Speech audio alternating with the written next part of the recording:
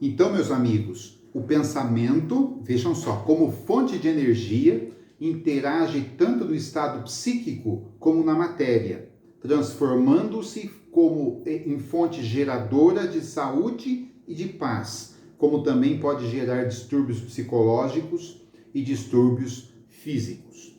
Então, o recolhimento, a meditação, o passe magnético, como nós citamos, a prece é um estado, uma fonte de energia em que você vai gerar a saúde, a paz, a tranquilidade, o equilíbrio psicológico. Da mesma forma que os vícios, a ira, os desacertos psicológicos, ela vai gerar uma série de coisas que vão influenciar o espírito e também, com certeza, vão influenciar o nosso corpo através de doenças orgânicas, não é? Que nós conhecemos muito bem na ciência, esta ligação entre o corpo físico, hoje em dia, com o espírito, que não pode estar dissociado deste. Mas, falando um pouquinho da prece, a prece, assim como o passe magnético, ele é transformador de energias. Então, qual é a recomendação na desobsessão, por exemplo? O primeiro passo é a prece. É a autoimunização, é como se fosse uma vacina para o pensamento, para o corpo, para o espírito, através da prece. Então, a recomendação, quando você está triste, quando você está naquela situação mais difícil, é você recorrer à prece. É uma mágica que acontece? Não, não é uma mágica, né? Se abre os canais dos céus, vão ouvir as suas preces. Allan Kardec já deixou claro nas suas obras que não existe mágica. Nós estamos trabalhando com a física, com a química, com a quântica e que nos explica como é que funciona essa energia dos átomos, essas fontes positivas, negativas e que formam o nosso ser no dia e no estado de hoje. Então, por isso que é muito importante, ao criar, para criar essa psicosfera agradável, este ambiente espiritual a que nós estamos nos referindo, é muito importante não descuidar do pensamento e, por conseguinte, não descuidar do modo de agir.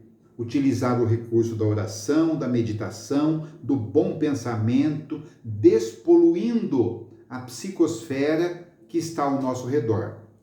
É muito comum quando nós chegamos da rua, nós chegarmos com uma carga pesada, porque já passamos por muitas situações, conversamos com muitas pessoas com níveis diferentes de pensamento e de carga positiva e negativa, e aí nós chegamos em casa carregados, chegamos em casa cansados ao final de um dia do trabalho.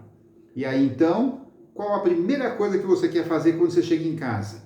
Tomar um banho, porque o banho é curativo para o corpo.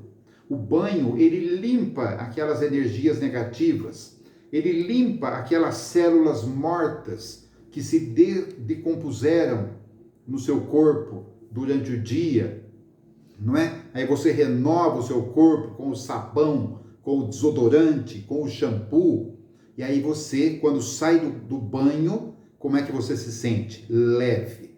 É como se você tivesse dormido algumas horas, porque o banho, ele é revitalizante do ponto de vista energético.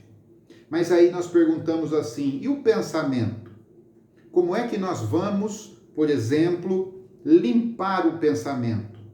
Porque o pensamento não dá para tomar banho, né? Não dá para pegar um sabão e esfregar ali no pensamento, nas ideias que nós estamos tendo. Mas é possível fazer essa higiene? É possível. Depende de cada um de nós. Então nós recomendamos que na hora do banho, você também limpe o seu pensamento. Lave o seu... mas eu vou esquecer de tudo? Não, não é isso. É você renovar as energias. Então, enquanto você está lavando ali o seu corpo, com água, sabão, sabonete, você pense também. Pense em uma coisa boa. Pense em algo que o faz feliz. Pense numa pessoa querida. E vá pedindo a Jesus que lhe dê forças, que lhe renove o pensamento, as ideias, que tire essa matéria mental pesada. E aí então, nós vamos limpando esta energia mental que nós carregamos ao longo do dia. Eu me lembro que quando nós visitávamos Chico Xavier em Uberaba, estivemos lá, tivemos a felicidade de estar lá 3 ou 4 vezes, quando a gente saía de Valinhos, a gente falava assim: vamos lá tomar um banho de Chico.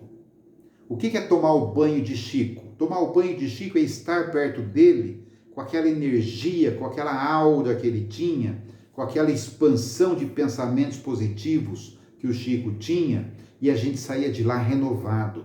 A gente ficava 3 horas para dar um abraço no Chico, aí apertava a mão dele brevemente, mas você voltava com as energias completamente carregadas, porque a gente se sentia muito feliz naqueles momentos. Então, vou repetir para vocês: não descuide do pensamento e do modo de agir. Utilize o recurso da oração, do pensamento, da meditação, e desta forma nós vamos despoluir este ambiente espiritual a que nós estamos nos referindo e que nós chamamos de psicosfera. Então, mas como é que eu faço, André? Eu não sei que atividades que eu posso fazer para mudar esse ambiente na minha casa, na minha mente, com os meus familiares. Ora, selecione o seu padrão vibratório.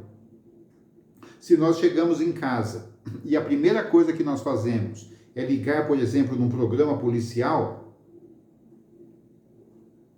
evidentemente que sem desmerecer nenhum programa, nenhum apresentador, nós vamos ver aquele banho de sangue e a gente que já estava carregado da rua, vamos falar: meu Deus, olha o que está acontecendo, o mundo está perdido.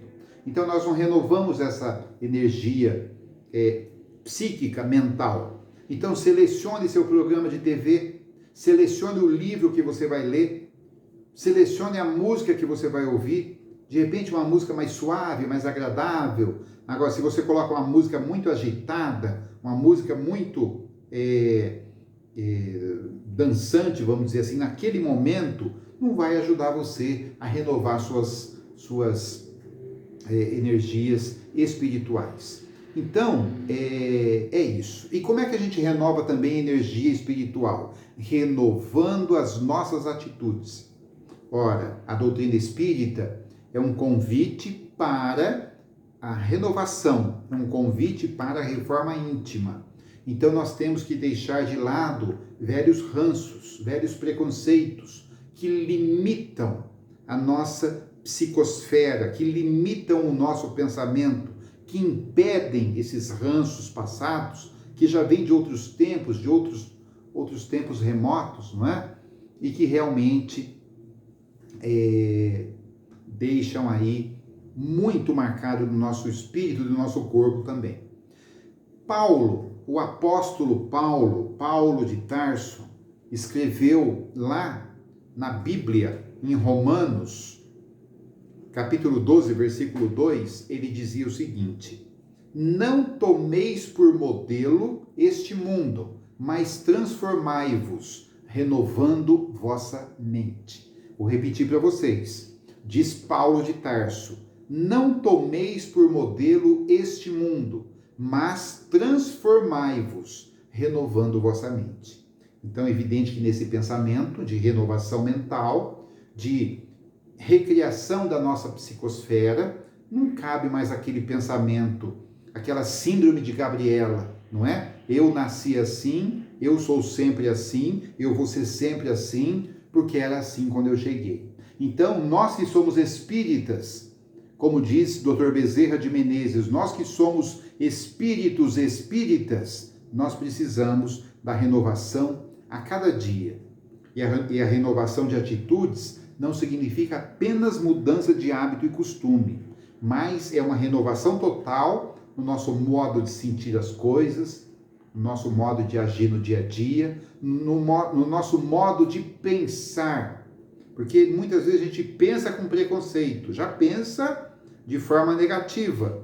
É como eu sempre digo, você dá a moedinha no sinal. Você já dá a moedinha imaginando o que aquela pessoa vai fazer com a moedinha, que não vai ser coisa boa. Ora, se você deu a moeda, terminou ali a sua obrigação. O que ele vai fazer ou o que ele vai deixar de fazer é um problema dele. Então, diz a filósofa Astrid Sayegh. Renovar atitudes, já disse eu, não significa apenas mudança de hábitos e costumes, mas uma transformação do modo de sentir, de agir, de pensar os outros e o mundo. Não se traduz tampouco em conhecermos nossos defeitos e imperfeições, mas, acima de tudo, em uma conscientização das potencialidades infinitas que habitam o nosso ser rumo à perfectibilidade. Só assim nós vamos conseguir nos renovar.